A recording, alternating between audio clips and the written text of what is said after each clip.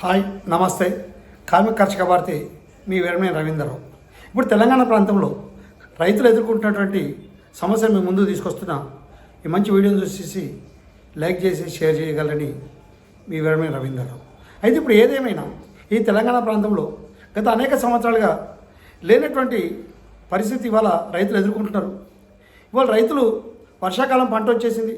వర్షాకాలం రైతులు ఒకవైపు సాగు చేస్తున్నటువంటి పరిస్థితిలో రైతుకు కావాల్సినటువంటి మందులు దొరకకపోవడం అనేది అనేక జిల్లాల్లో ఈ తెలంగాణ ప్రాంతంలో మనం చూస్తున్నాం.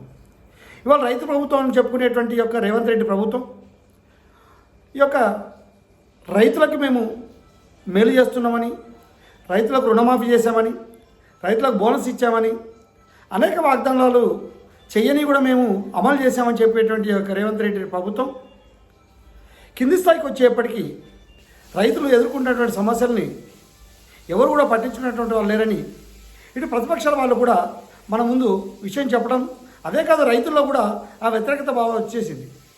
ఈ మధ్యకాలంలో రైతు బంధు 2 పర్యాయాలు ఇవ్వకపోయినా మొన్న ఈ దఫా రైతు బంధు ఇచ్చేసి కొంత మేలు చేసినా ఏదైనా రైతులకు కావాల్సినటువంటి యూరియా కొరత ఏర్పడింది. యూరియా ఏ గ్రామాల్లో చూసినా, ఏ జిల్లాలో చూసినా, ఏ మండల స్థాయిలో చూసినా ఈ యొక్క యూరియా కొరత ద్వారా గతంలో అనేక సంవత్సరాల క్రితం రైతులు ఏ విధంగా అయితే యూరియా కోసం చెప్పులు పెట్టేసి రాత్రులు ఇట్లా కాపలాలు ఉన్నటువంటి పరిస్థితి, ఇవాళ రైతులు కూడా మహిళలను కూడా వాళ్ళ యొక్క లైన్లలో నిలబెట్టేసి